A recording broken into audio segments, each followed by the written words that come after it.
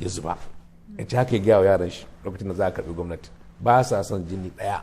Sai ta wannan yace babu jini ko na kaza da aka kashe. Wannan juyin mulki ne kamar kawai na cikin gida, abu ne zai faru suka hango, wanda in ya faru zai shigo har Najeriya.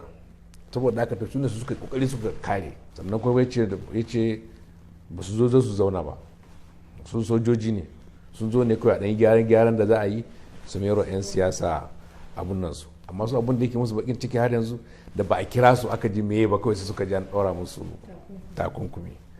Kuma suna har yanzu cikin roƙonsu cewa an yanke musu wuta, abinci yanzu baya shiga. Ya ce wuta riga an sani a yarjejiyar tsakaninsu da Najeriya, to sannan yanzu akwai wanda suke asibiti, wanda ma suna neman alfarma da kuma waɗansu maganganu wanda insha Allah sai an ji an ga shugaban ƙasa, amma abun ya yi kyau.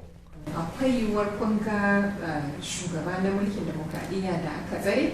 A gaskiya ga ba mu nemi ganin shi ba, saboda shi a cikin maganan sa ya kawo maganganu da ba watakila ba sai mun tambaye shi ba. Da kawo mu tafi lallai na san an ce in aka ji za a nemi ganin shi, to amma kuma mu a tawagar Najeriya mun masa wannan tambayoyi.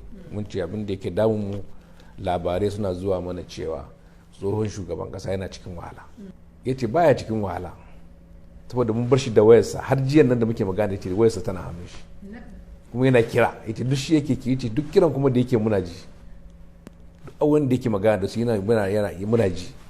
Sai Sheikh Balalo ya ce to amma kuma an ce iyalansa ba sa cin abinci, ba kwa ba su abinci. Da abin nan ya faru, ni shi shugaban kasa sai tura wa iyalan cewa su koma gida da shi da dama ya ce yanzu da matarsa ɗaya ne da ɗan shi ɗaya, sauran duk suna ƙasar waje.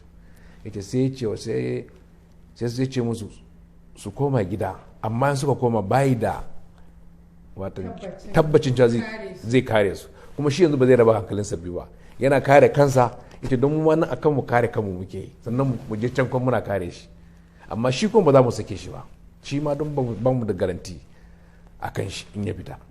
Maganar rashin lafiya kuma yace akwai likita da ya bashi, kullun likitansa da tun lokacin da yake president har yanzu shi yake duba shi, don har jiya yace likitansa ya zo ya duba shi. Maganar abinci kuma yace sai dai duk abun da aka kawo za a kama sai mun sa an bincika, an duba kyan abun lafiya abu sannan a bashi.